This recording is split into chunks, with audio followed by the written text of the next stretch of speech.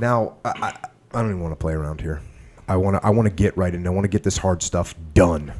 I want to talk about this book that you just put out. It's called Tools of Titans. And in this book, and I just got done telling you this, you know, I looked and found the blog post that you had originally written that's named a very Tim Ferriss name, in my opinion. It's some practical thoughts on suicide, right? Only Tim would think about practical thoughts on suicide. So, and you sent me the book, and I had found that blog post and I'd read it. But when you sent me the book, I saw that you had put it in the book. And I think that was awesome for you to do that, to put it in this book so that people have access to it. So I want to get into this piece of it right now from the book. And here we go. Some practical thoughts on suicide. In this chapter, I'm going to talk about suicide and why I'm still on this planet. It might seem dark, but the objective is to give hope and tools to those who need them. It is a much larger number than you might imagine. I kept the following story secret from my family, girlfriends, and closest friends for years. Recently, however, I had an experience that shook me, woke me up, and I decided that it was time to share everything. So, despite the shame I might feel, the fear that is making my palms sweat as I type this, allow me to get started. Here we go. So you had some serious hesitation on putting this out there in the first place. I did. It sat in drafts for between 6 and 9 months with fits and starts because I had a lot of doubt about my motivations for putting it out, the good that it might do, the bad that it could have indirectly that I couldn't foresee, unforeseen consequences, and just the embarrassment and also the fear of how my family would respond. So there were a lot of factors that kept it in my drafts folder for a very long time. And then this story that you tell here is the story of what made you finally decide to talk about it in the public forum. And what happened was a guy came up to you and said, you were at an event, a guy comes up to you and says, hey, can you sign this for my brother? It would mean a lot to him. And you give him the, hey, no problem. You're kind of notice that there's something odd about the way the guy's acting, but you sign the book, and a little while later, as you're leaving, he comes up and he says, I got to talk to you. And you say, hey, got to leave, but what do you got? Let's go, walk with me. And you find out that this guy's younger brother, who you had just signed the book for, had recently killed himself at the age of 22. And this guy told you, people listen to you, Tim. Have you ever thought about talking about these things, about suicide or depression? You might be able to save someone. And then you say here in the book, I didn't know what to say. I also didn't have an excuse. Unbeknownst to him, I had every reason to talk about suicide. Some of my closest high school friends killed themselves. Some of my closest college friends killed themselves. And I almost killed myself.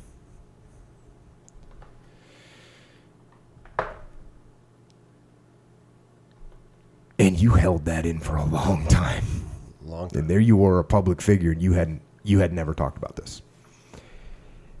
Now, as I said, for me, I certainly have brushed up against suicide, starting with my best friend when I was a kid, a kid named Jeff, and I had joined the Navy, and I was in SEAL training, and we had kind of grown apart, and I talked about this when I was on your podcast. I grew up in a rural area in New England, and there was a lot of hippies and just kids, deadheads and whatnot, and I didn't go in that direction, but my really good friend did, and he ended up getting heavily involved in drugs and booze and everything else, and he got involved with a girl, and when they broke up, he killed himself in a horrible way that I'm not even going to talk about. But I got word of it. I was going through SEAL training, and I get word that this kid, that I was such good friends with, killed himself. And then on top of that, now we go 1993. And again, one of my best friends in the SEAL teams. Absolute stud of an individual, of a human being, an incredible athlete, quarterback at the Naval Academy, by the way, record holder at the Naval Academy, just a hilarious guy, leader of men, just incredible human being named Alton Lee Grizzard. He got murdered along with a female naval officer named Carrie O'Neill. They got murdered, both of them, by another Navy officer who also went to the Naval Academy, who then killed himself. So murder-suicide. And I'll tell you what, anybody that knew Grizz, I mean, this was just devastating. Devastating. Just damn near broke my heart. And then most recently, in December of 2012, another SEAL that I knew, who was the commander of the SEALs in Afghanistan.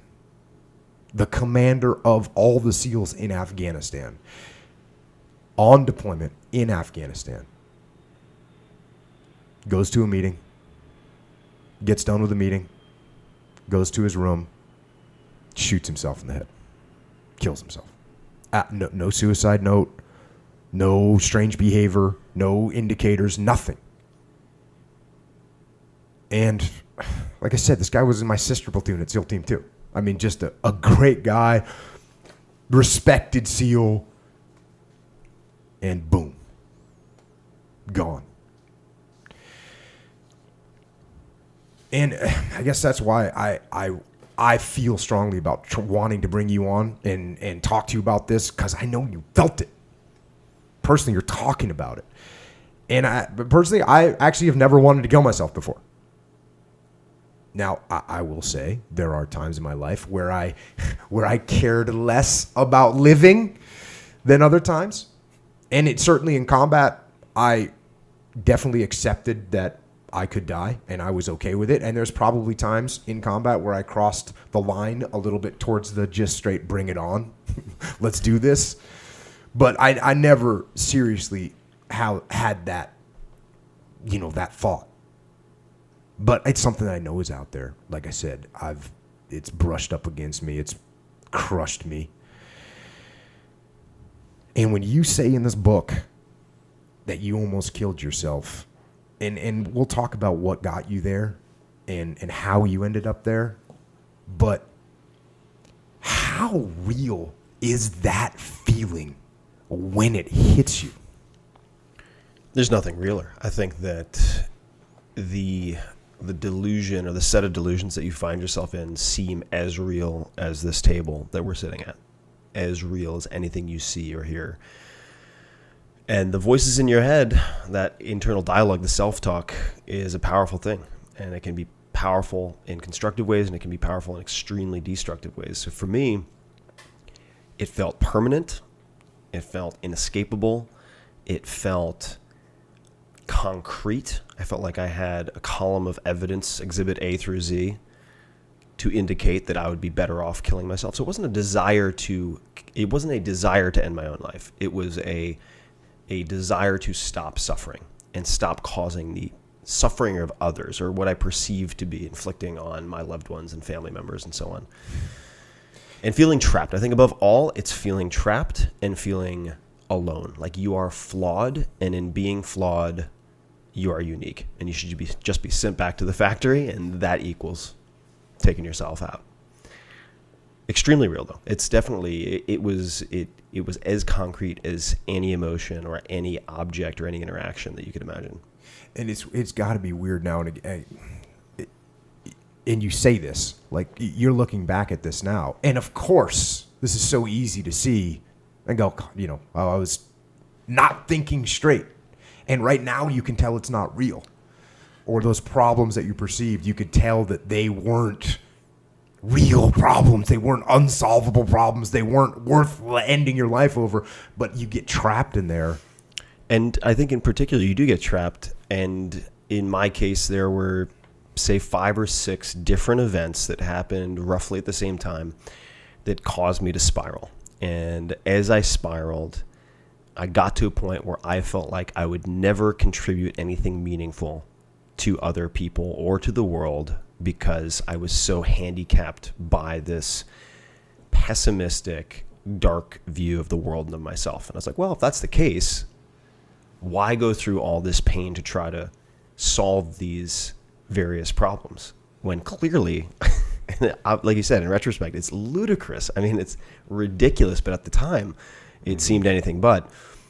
Why not just Control-Alt-Delete? Let's just shut this computer down. You know, I get to see this a little bit right now.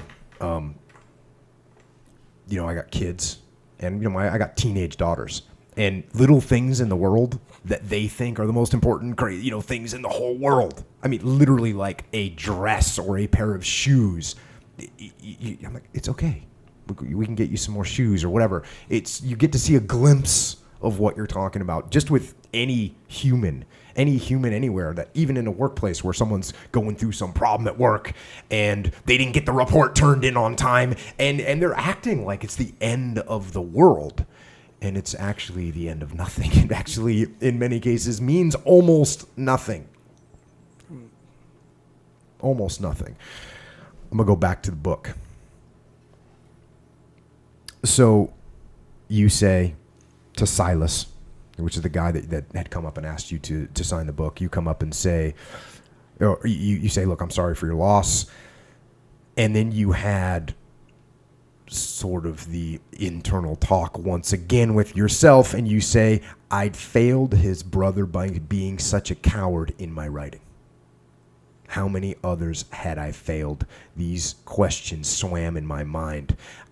And then you look at Silas and you say, I will write about this. I promise. That's probably when you made your first decision to get these drafts going. Actually, you said, and with that, I got into the elevator, and I added my own phrase on here, and you should have had me edit this, but you said, and with that, I got in the elevator, and I added, and headed down. Because the next part of this is called Into the Darkness, and you got a great quote in here that I'd never heard before.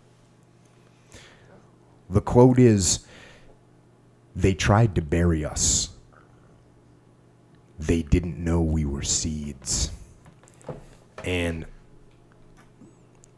I think that's an awesome quote. They tried to bury us. They didn't know we were seeds. And I can tell you that I didn't bury these thoughts and these feelings. And I'm thinking back. I'm just trying to kind of deconstruct where my attitude came from with all this stuff. And I think that when I grew up, I listened to some things that just pulled those seeds right out of the ground. Like, they were plain as day. When you grow up listening to the kind of music that I listened to, just dark, heavy music that sang about this stuff. And I'll tell you, there's one of the best pieces of music that you can hear on this subject. And I don't even, it's dark, but Henry Rollins, on an album called Lifetime, there's a song called Gun and Mouth Blues.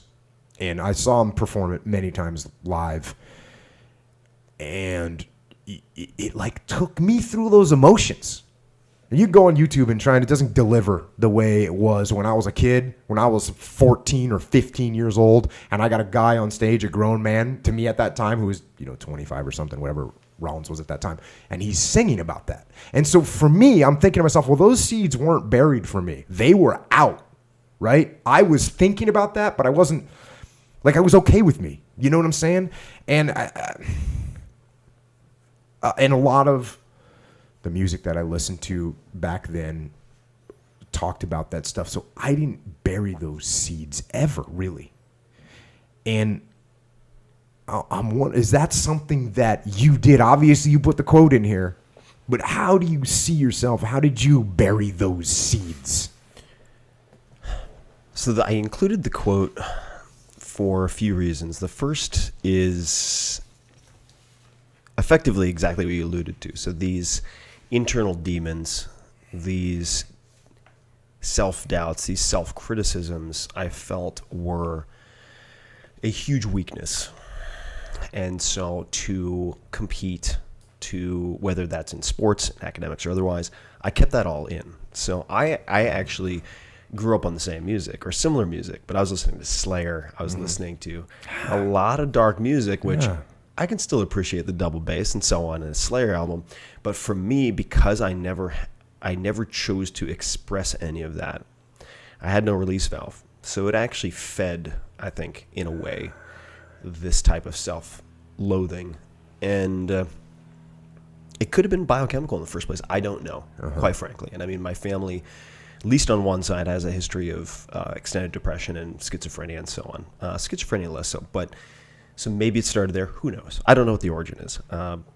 And so I included that quote as a reminder of two things. A, when you try to suffocate or bury or disregard these thoughts and emotions, as opposed to contend with them or deal with them in some fashion, they are seeds. And you're pouring fertilizer on them when you try to neglect and avoid them. The second reason I put that in is to remind myself, if you feel like external if you feel like external circumstances or external actors, meaning people, are stacking the deck against you or trying to bury you, right? Trying to defeat you in some fashion, you are the seed, so you can recover from that. And there's strength to be found in the struggle. So I included it for both of those reasons. Yeah, and I've talked about that before, this idea of battling demons, right? And one of the things I said on the podcast, on one of the earlier podcasts, is I just said, don't let the demons ambush you. Don't let them sneak around in there. You got to bring them out. You got to bring them out and confront them and deal with them. Don't try and bury them. Bring them out. And so that's very similar. And also, when you were a kid, this is also interesting because you were an overachiever as a kid, right? I was good in school. I was very, very small. I got the shit kicked out of me routinely up until about 6th grade. But you wrestled. You were a good wrestler, right? I did, yeah. I got up to national level towards the end of high school. I did not wrestle in college since it was Title IX at Princeton where I ended up going. But I was academically certainly a high achiever. And a good wrestler, and a really good wrestler academically. I mean, you're going to Princeton, right? So that's pretty much. And then you landed at Princeton. By the way, that everybody counts as kicking ass. Yeah, no. I had very supportive parents. Did really well in school. Got to Princeton and realized everyone was at that level or higher. And it's a different playing field. And is that one of the things you think that as you started thinking about this darkness, you're looking at these other people going, oh, they don't have that. I got to bury it because they're all smart as me and great athletes. And so I'm competing with them and I don't want to have that chalk against me of saying, oh, I'm a little bit sad today. That's bad. I'm going to be positive. For sure. I think that was part of it. And on one hand, I enjoy competing. So having a bunch of stronger competitors didn't bother me at all. I was actually pretty thrilled about it. But I did feel like to compete on this higher level playing field, it would not behoove me or help me to walk around bemoaning my weaknesses at all. So I didn't. And I felt like, particularly being going to that school was a real stretch for my entire family and extended family. I felt like I had to deliver, and there was no pressure from my parents whatsoever, but I don't need anyone else's pressure. I can deliver plenty of that for myself. And I felt that a lot was riding on that. And the plan, of course, as many people might have in their lives, is get good grades in high school, go to a good college, get great grades in college, get to a fantastic job, and so on and so forth. So, which led up to, a lot of the catalyzing events later in college, in senior year, that were really the straws that broke the camel's back. Because I wasn't always near the precipice. I was healthy for long stretches of time. Then I'd have maybe a depressive period, but it was manageable. oftentimes coincided with winter. I don't handle that type of weather very well, which is part of the reason that I now live on the West Coast. And were you self-aware of that? very aware. Very aware. At the time, probably less aware of the weather having the impact that it did.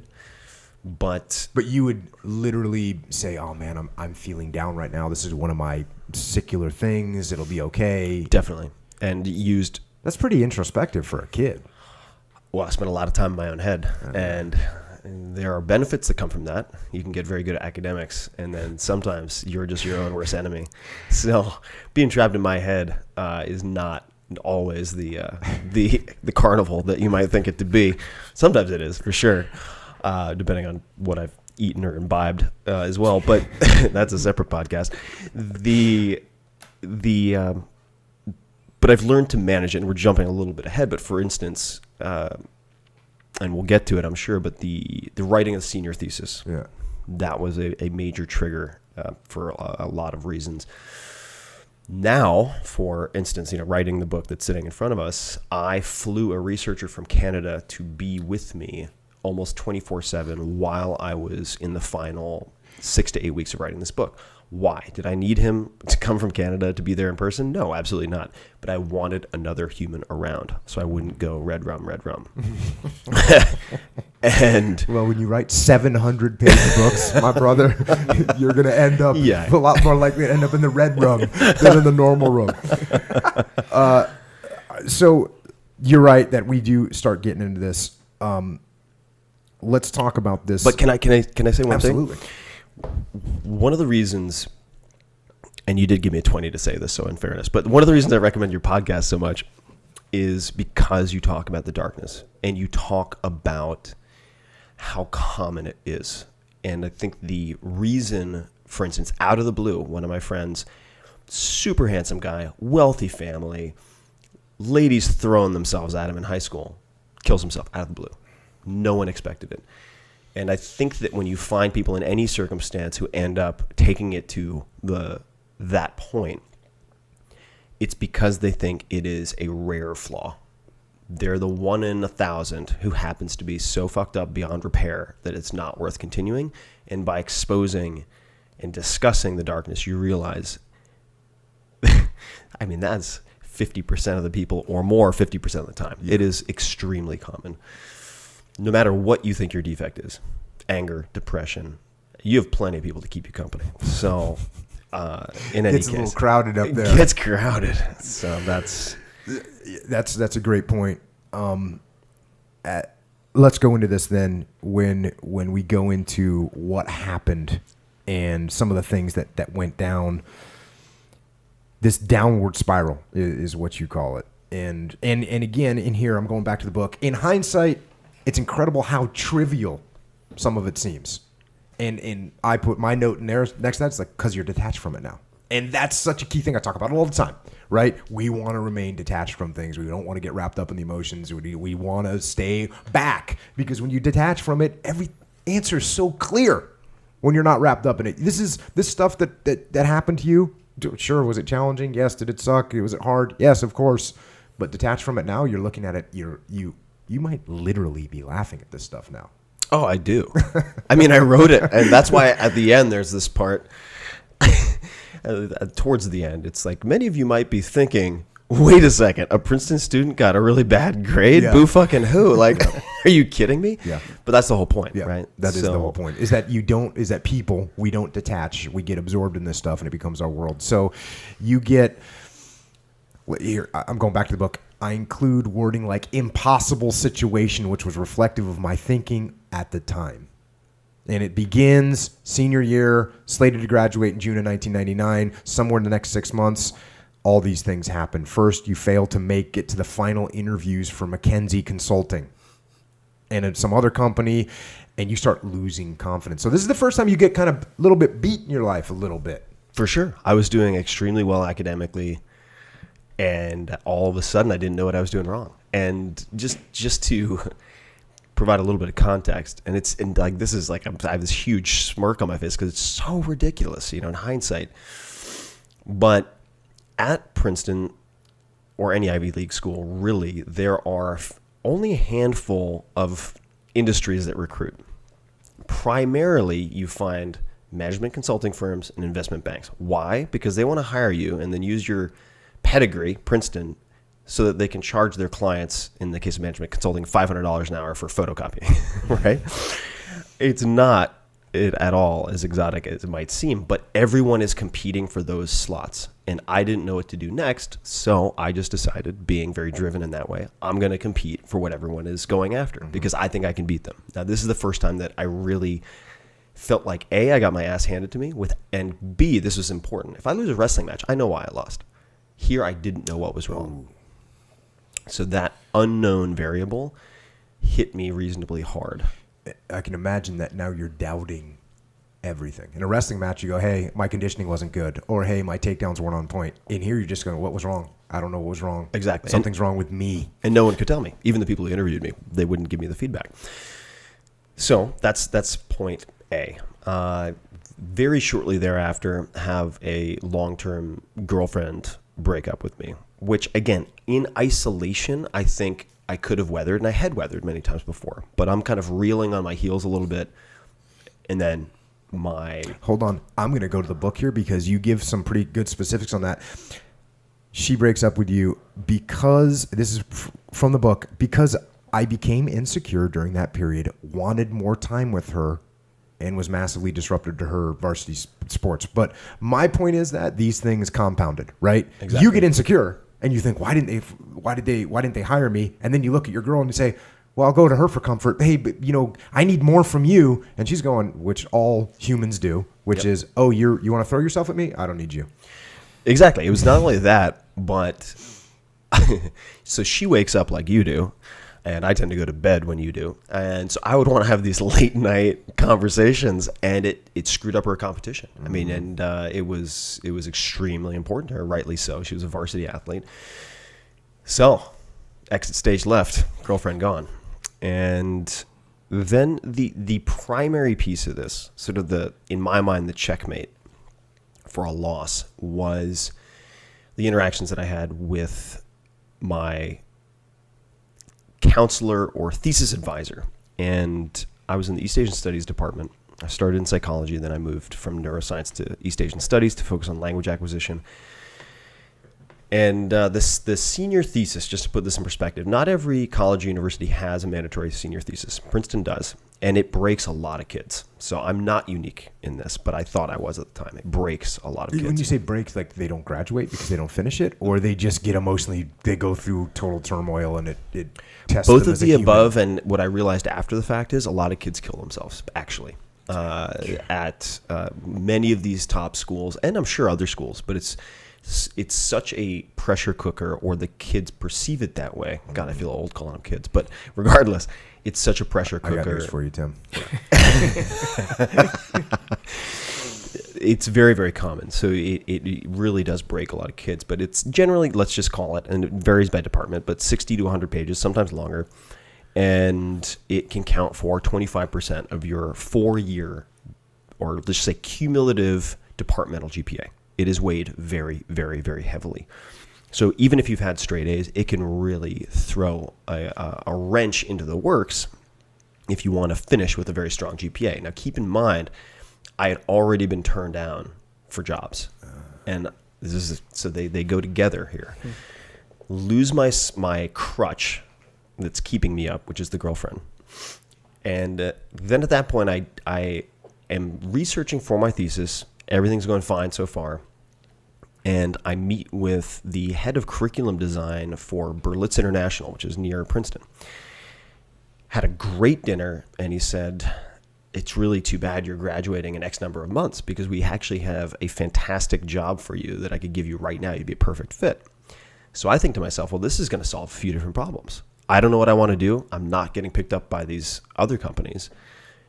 Why don't I take some time off and figure out the job, and then figure out the thesis? Now, the thesis, I'm going a little bit out of order here, but the thesis was important because I had a meeting with my thesis advisor who had his own research agendas, and as is very common in academics, professors will utilize the help of students at times to integrate things or research things for them. And Slave labor. And he dropped a pile of, say, 50, 60 pages of original Japanese research. So this is all in Japanese to integrate into my thesis. It wasn't a fit. It was a round peg in a square hole. It would be nearly impossible to put into my thesis, but I decided, all right, well, he's the advisor. He's tenured.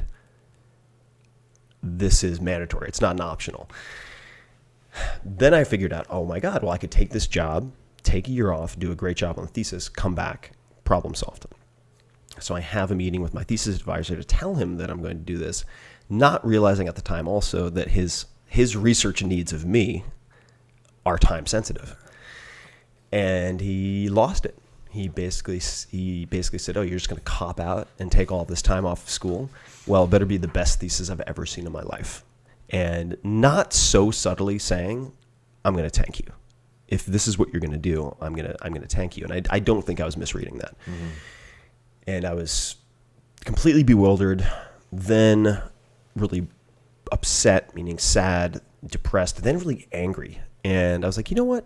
This is bullshit. Like, this is Princeton University. Focus on the undergrad. This should be a solvable problem. So I go to people in the administration and I tell them what happened. And collectively, the response was effectively, he wouldn't do that. Mm-hmm. Because once you have your immunity bracelet in the form of tenure, you're not getting voted off the island. Right. And even people within the department would not pick a fight with him or even really seek to clarify it. And that was when I felt totally hopeless. And that was kind of the beginning of the end as I saw it. At that point, it's very important to note I was not suicidal. Mm-hmm. I just felt completely trapped and without options. I ended up, regardless, taking the year off. And that is where things got particularly dark, because I went from being surrounded by students, didn't have the girlfriend, but I was in a social environment, mm-hmm. to working for Berlitz. But what I didn't realize was going to be the setup, the logistics, was working remotely. What does that mean? That means that I'm off campus now with two of my friends who go to work every day, normal hours, and I'm left in a bedroom or a living room alone to try to work on my thesis and to do work for Berlitz, completely solo. That is where the carnival in my head is a very dangerous thing. I'm outmatched. Right. And we can keep going. But yeah, I mean, so the other thing that struck me as once that happens, now you also start to see your friends graduate, and they're all done. They're done. They're and gone. You got the heavy burden still on you. Yeah, that was seemed to be a huge piece of it as well. And then I'm going to go to the book. Back to the book here. Your coping mechanism is to cover myself in sheets, minimize time awake, and hope for a miracle. No miracle arrives.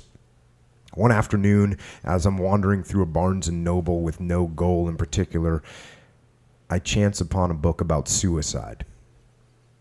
It's right there in front of me on a display table. Perhaps this is the miracle. I sit down and read the entire book, taking copious notes into a journal, including other books listed in the bibliography. For the first time in ages, I'm excited about research. In a sea of uncertainty and hopeless situations, I feel like I've found hope, the final solution.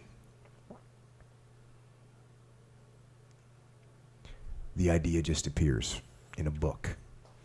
Yeah. And you go full Tim Ferriss on this thing. Yeah, with the same enthusiasm and rigor and OCD that I tackle anything, I dove into that and went to Firestone Library, great library at Princeton, to check out as many of those referenced books as possible to do my research. And one of them was not in. One of the key pieces. And so I made a request, put in a request to get notified.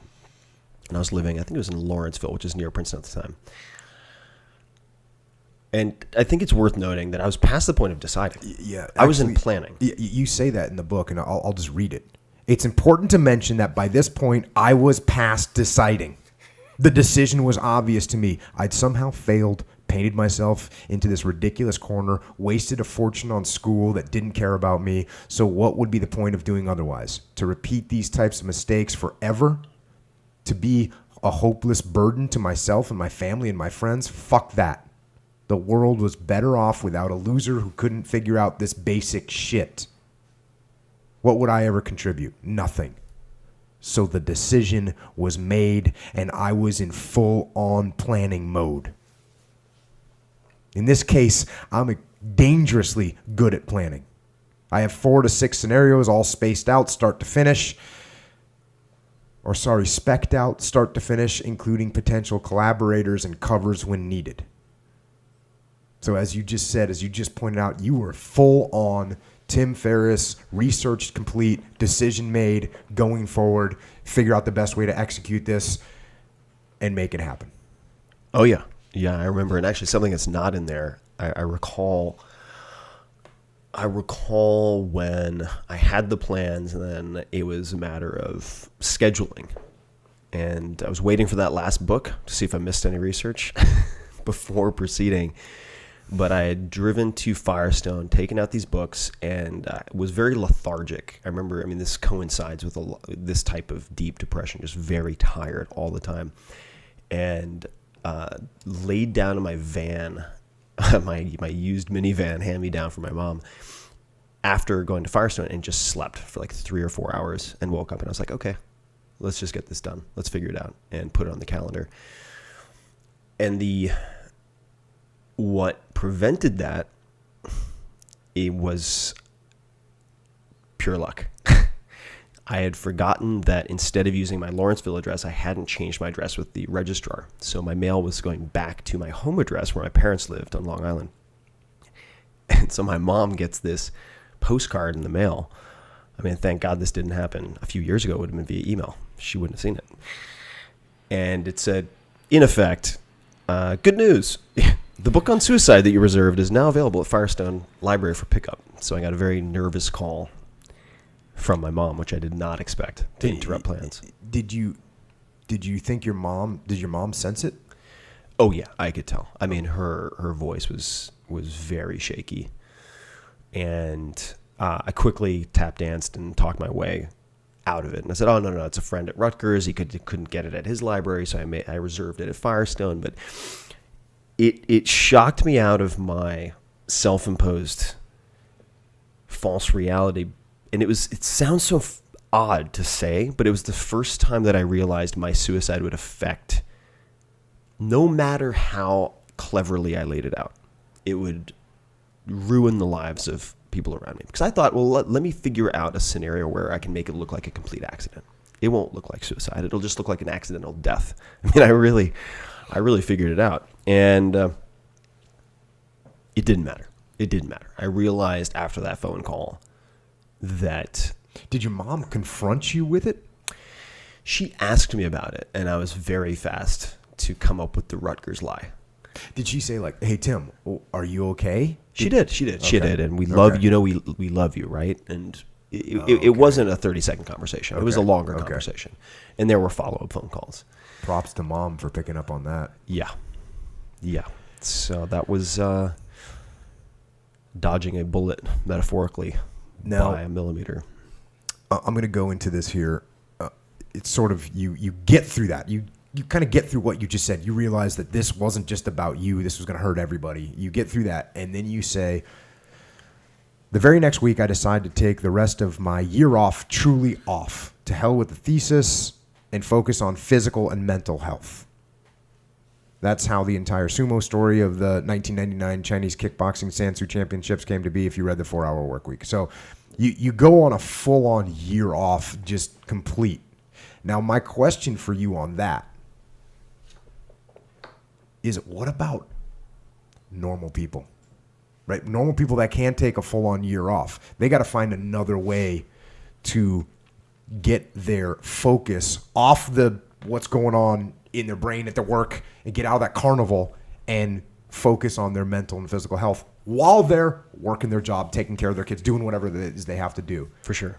How does a normal person pull that off? Well, there are, I think, a few strategies and tactics that I have used and continue to use. So it's critical that people understand it's not like I summited the mountain, slayed the dragon, and I'm done. This is a movie that tends to, like Groundhog Day, repeat itself. Not necessarily that intensely, but if you are predisposed to periods of darkness, as many people are, you need to develop coping strategies. And it's not so much the year off, it was a focus on other things that helped. And there are a few. I mean, looking back on it now, I have a better toolkit. The first is people talk about mind over matter, mind over body, this type of stuff. I think body over mind is extremely underrated. So if you can't get out of your head, get into your body. Number one. That is the number one. Get out and move. And really, things didn't change for me dramatically until I started, oddly enough, getting punched in the head going to the toughest boxing gym I've ever seen in Trenton, New Jersey, where I was the only guy not on work release. So I don't recommend that therapy for everyone. But, one broken nose and a lot of bloody sparring sessions later, I was feeling more like my old self. So if you can't get out of your mind, get into your body, I think is very important. There are a lot of good biochemical reasons for this. I'll back that up too. And Tim Kennedy, who's a MMA fighter, amazing, just an awesome guy. He posted something on Instagram of a month ago or something like that, in Facebook and whatever. And basically, he was saying he's addressing PTSD and that sort of darkness, right? And he basically said, "Look, guys, get out. Go work out, go push yourself." And it's very similar to what I tell people, like, hey man, do jiu-jitsu, lift weights, sprint, surf, go get outside, get into your body. So I think that's I universally agree with that statement. So let me lay out a couple of super concrete recommendations. And I should say in advance, I'm not a doctor. I don't play one on the internet. So you may need, certainly there are many people who need medical interventions, whether it's pharmaceutical or otherwise. In my case, a few things that very much help, with or without other adjuncts. Cold therapy, so cold exposure. And this has been studied, very, very effective as a supplemental or singular therapy for antidepressive purposes. It's very, very effective. So I routinely, and when I'm home in San Francisco, for instance, even on Long Island in the winter, I take short cold showers, pure cold showers. And Van Gogh, for instance, when he lopped off his ear and was put into treatment, he had 2 ice baths every day. That was one of the treatment protocols, and it's been looked at quite closely in the last few years. So cold exposure, one. So even if you don't get outside of the house, that's an option. You're going to take showers, hopefully, anyway. Then you have, if you can afford it, I think a good test to have performed is comprehensive blood work. Look at micronutrient deficiencies in particular. So you could have, this is very common with depleted ground soil, selenium deficiency, zinc deficiency, copper deficiencies. These affect hormone production and much more, and can be fixed relatively easily once you identify them. I have friends, for instance, one was deficient in selenium, was going through a depressive period, and he started eating Brazil nuts, very high in selenium content, and he called me a week later and said, "I feel like I'm on cocaine." Now, that's a dramatic example, and no, you shouldn't use cocaine to fix your depression, but blood work, I think, is, if you get your car checked more often than you get your body checked, you need to rearrange your priorities. Stoicism would be the next one.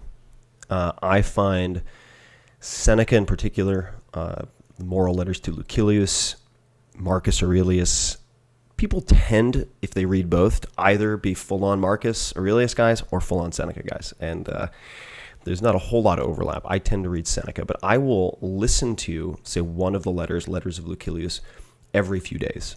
And if I'm going through a tough period, I will listen to a 15-minute letter every day in the morning as I walk to, say, get a cup of coffee.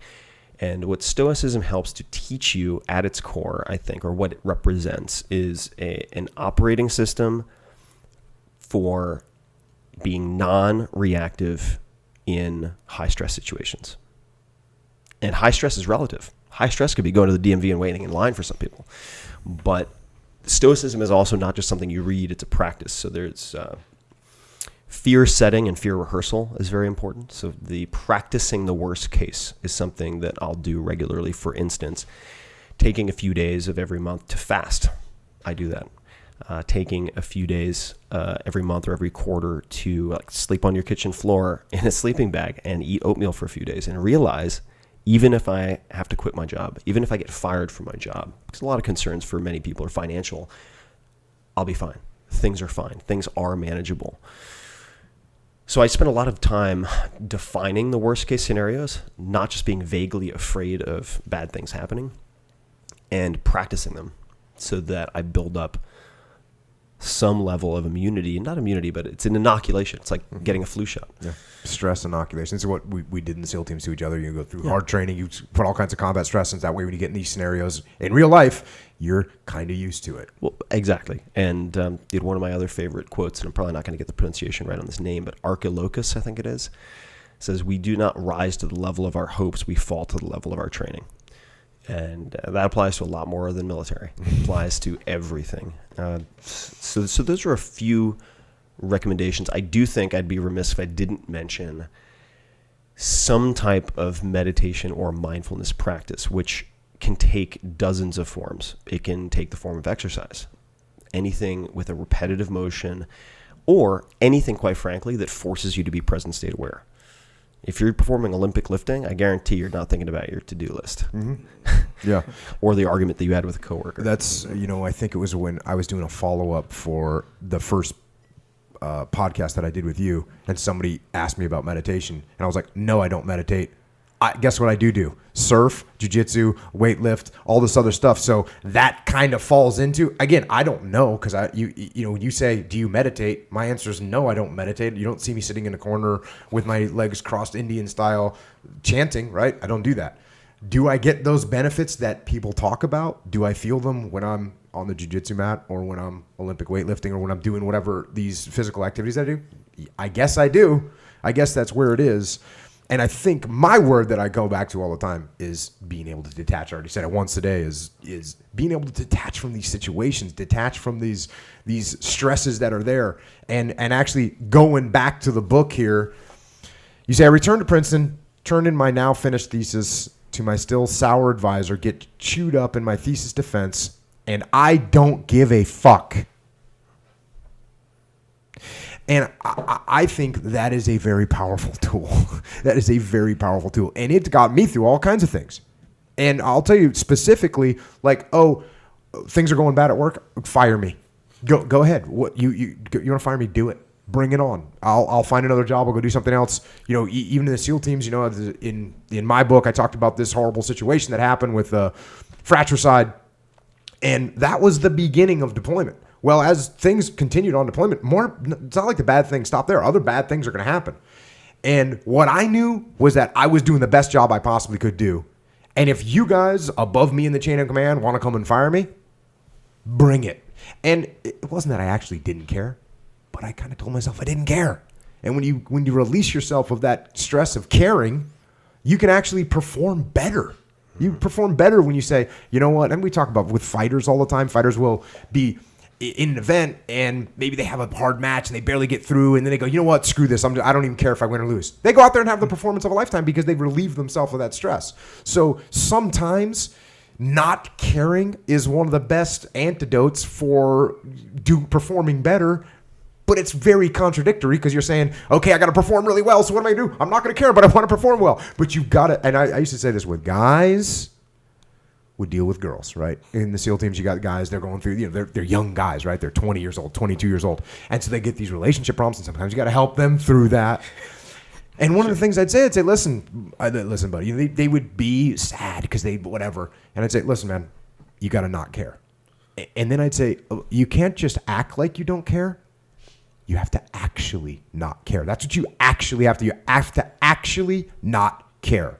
And if you do that, you're good. And you can walk away. And somebody asked me that the other day on Twitter. How do you get over someone that you love that doesn't want you anymore? And I was like, wish them luck. Walk away. Don't look back. Don't look back. You gotta not care. And I think when you wrote that in the book right there, I think it's a powerful thing. It is. And I want to look at the ingredients that led to that, or at least one of them. So a key component in that entire story is after having the mom intervention, after deciding to focus on other things, getting the thesis done, but not staring at pages on the floor in my house by myself 12 hours a day, I was offered an opportunity. It was half joking, but from a friend of mine I'd wrestled with who is going to be competing in the Sanshou Nationals, Chinese kickboxing. So that became a focus. That became a clear goal where I knew input in, output out, garbage in, garbage out, good training in, probably good results out. Maybe I get knocked out, but there's always that chance. And the reason this is important, you don't need to have a large athletic event. What I've realized I accidentally did then, and now I always do, is much like, and I think you're saying don't care. Another way that maybe you could phrase it is not being preoccupied by it, right? Mm-hmm.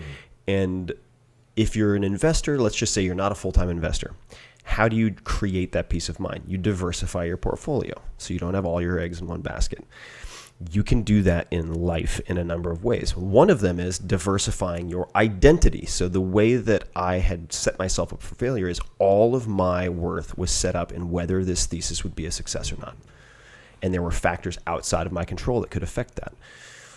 What I try to do now, and I recommend this to startup founders all the time, I'm like, look, if your startup is the way you measure your entire worth as a human being, there are factors outside of your control that could tank it, macroeconomic or otherwise, competitive, etc. You can't have it dictated by how well your company is doing that day. So, for instance, why don't I show you how to do a very simple deadlifting protocol? And therefore, as a result, even if your company is having the most difficult quarter imaginable, if you're putting 10 pounds on your deadlift, 10 pounds on my max, baby. Yeah, That's exactly. all good. That's a winning week. That's all good. And so I try to have at least 3 primary goals, which would seem to distract me. Maybe for someone who isn't predisposed to depression and darkness, you can have one singular goal. For me, having, say, 3 provides me with that identity diversification. Yeah, and also it sounds like you're not going to pick goals that are counterproductive. I mean, you can run a good company and still increase your deadlift, 100%, right? And work on your breath hold. And none Absolutely. of those things are going to. They're all complementary. They're all going to help. Exactly, they're all complementary. And I should also say, this is going back to the meditation piece. So meditation is a terrible word. I mean, it needs a complete brand overhaul. It's just ludicrous. It carries a lot of baggage with it. Another option for getting your monkey mind out of your head so that you can function properly is to, and we had a funny exchange on Twitter about this, but is to journal in the morning. And really, you can look at morning pages. I won't get into it now, but stream of consciousness writing for 3 pages will very often show you how stupidly trivial your concerns are. It makes it concrete. When you try to write it out and you're like, wait, that doesn't make any sense. Why am I I'm going to take this? that one step further. You want to know what it actually does? Well, in my mind, what it actually does, when I'm writing something, because I now write for my own podcast, right? When you write, you are forced to detach from what you're writing. 100%. You are forced to detach from it. So when I'm writing something, you're looking at it. It's not in you anymore. It's out there. Mm-hmm. So that is a good way to detach. Is by writing something down. That's another thing that happens when you do pros and cons list, right? Oh, I don't know what decision I'm going to make. I'm going to do pros and cons. Well, all you're doing is physically detaching, physically pulling those ideas out of your brain, putting them on a paper, and now you're detached from them, and you can make a good decision. Mm-hmm. I hate when I agree with you, Mr. Tim Ferriss. It makes the internet so much less fun when we agree. But a few other recommendations. One would be, and this is something that I've used as a coping mechanism often. If you can't make yourself happy, and happiness as a word is really problematic, I think. And chasing it tends to mean you're not going to catch it, by the way. But if you are in a low state or a depressive state and you can't figure out how to make yourself happy, just try to make other people happy. And it seems cliched, kumbaya, but it's like, look, Something as simple, and this is something that I do, as paying for the coffee for the person behind you in line at Starbucks can actually have a significant impact on the well-being that you experience in a day. Something tiny like that. Or like sometimes I'll just walk in, I'll be like, all right, it's a Friday. There's 6 people in this coffee shop. All right, round of coffee on me. Like it's such a simple thing to do, but cheapest therapy you will ever have. You want to know what I do? What's that? It's kind of similar to that, but it's a little bit different. When I interact with some, let's say, I'm not a coffee drinker, but let's say I'm in a restaurant, but, you know, a 7-Eleven, right? A 7-Eleven. I'm going in there, I got to pick up whatever, a bottle of water. When I interact with the person that's selling me a bottle of water at 7-Eleven who's making $8.25 an hour, I treat that person like a human being. Yeah. I treat that person like a human being. I say, hey, how's it going? Yeah, just this bottle of water. It's hot out there, isn't it? Hey, I hope you have a good day. I just do that because I always see people in the world that treat those other people like they're not people. And I think that just dehumanizes you as an individual. So somebody that's cleaning toilets and is coming out of the thing with the bag of garbage and whatever, and hey man, how's it going? Everything cool? You know, hey, thanks. Something like that. I think those are important. And I definitely, the way you put it in the book is, if you can't seem to make yourself happy, do little things to make other people happy. Very effective magic trick. Focus on others instead of yourself. Totally agree with that one. Going to the gym. The other ones you put in here is going to the gym, move for at least 30 minutes. I tell this is like the solution to everything, right? Yeah. Oh, you got problems in your life? Cool, go to the gym. Cool, go get a workout on. Next, let's at least start there. I think those are super powerful. And to give some specific recommendations that if you're not particularly prone to working out by yourself, a couple of recommendations. These are going to sound funny, but any kind of partner or group exercise, and you can take your pick. I think rock climbing is fantastic. Any kind of belay system, for instance. Yeah. Any type of dance. I have to recommend dance on the Jocko Podcast. No, you can't do that. Echo, edit that out. Acro yoga, even better. I'm going to keep going here. Okay, we're going in the black hole here. Or it could be Thai boxing, right? Well, somebody with pads interact with a fucking human being. We like to say jiu-jitsu around here. Jiu-jitsu. I'm just involved with jiu-jitsu enough to get choked out on a regular basis. No, you got a great list in here of practical gremlin defense is what you call it. You know, you talk about, and these are all in the book that you put out. All these little tricks, they're not necessarily to combat depression. They're just things for people to maybe do better in their lives. Morning rituals. You got productivity tricks. You got how do you face things that you're afraid of. You got the jar of awesome. You got gymnastics. You got acro yoga, but I'm not going to talk about that one. But my point is, you got a bunch of these things written about in the book, which I think is very helpful to people. Hey, I got to put this out there too, just because people are listening to this. If you're in that zone, 1-800-273-8255, suicide prevention line. If you're there, give it a call. 24 hours a day, 7 days a week. Get yourself help. Get through it, brother. And if you're prone to those cycles, also one of my very close friends, who, by the way, extremely successful CEO. So material professional success does not make you immune to this necessarily. And that should be reinforcing and reassuring for people. Meaning to say, the people you see on magazine covers, they might very well be fighting the same battle that you are, or something very, very similar.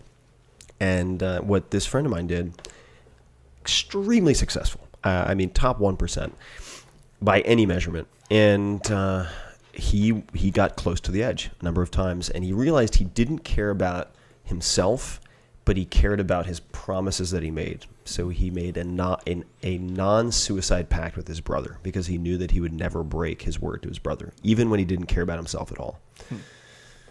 Which is another effective approach. I believe that. I know plenty of guys, at least in my old job, we definitely all cared more about our friends, our brothers in the SEAL teams than we did about ourselves, without question. So that would be a powerful thing there as well. I'm gonna take it to your little section here where you wrap this section up of the book. back to the book, my perfect storm was nothing permanent. But of course, it's far from the last storm I'll face. There will be many more. The key is building fires where you can. Warm yourself up as you wait for the tempest to pass. These fires, the routines, habits, relationships, and coping mechanisms you build help you to look at the rain and see fertilizer instead of a flood. If you want the luscious green of life, and you do, the gray part is part of the natural cycle. You are not flawed. You are human. You have gifts to share with the world. And when the darkness comes, when you are fighting the demons, just remember, I'm right there fighting with you. You are not alone. There is a large tribe around you, and thousands of them are reading this book right now. The gems I've found were forged in the struggle. Never, ever give up. Much love to you and yours, Tim.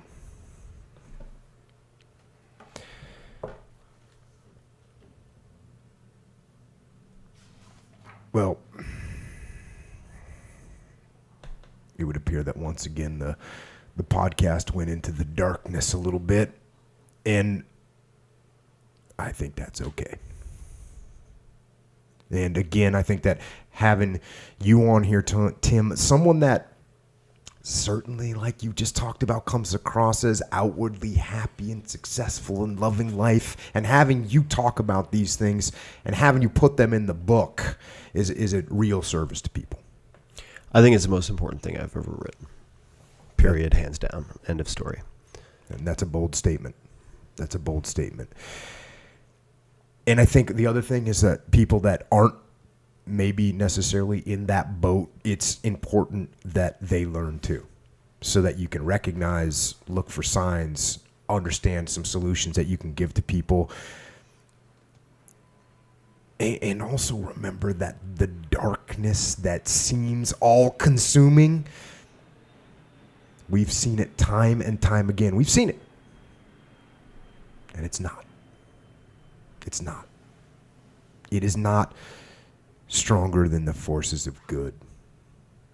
The darkness will subside and the light will win in the end. So hold on, fight on, drive on, and look. Look into the distance out there somewhere in all that darkness. There is light. And there is hope, and there is renewal and rebirth, and there is joy, and there is this thing. This amazing thing, this crazy thing, this beautiful thing, this horrifying thing, this magnificent thing that we call life. And it isn't easy.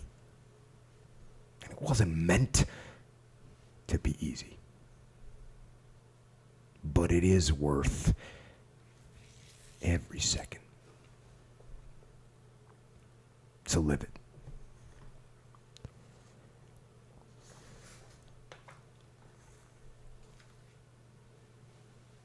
And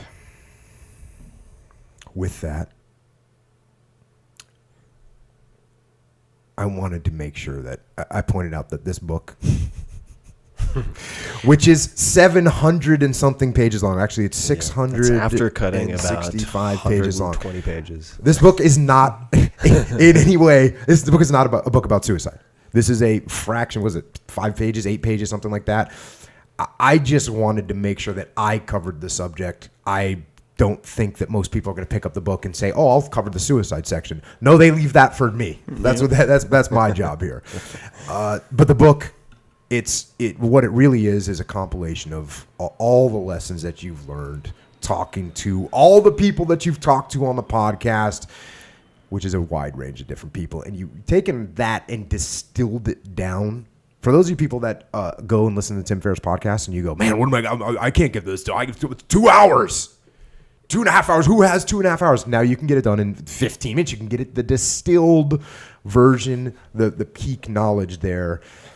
And that's what the book is. All this information kind of distilled down into nice little digestible pieces, like a reference book that you can look at, which actually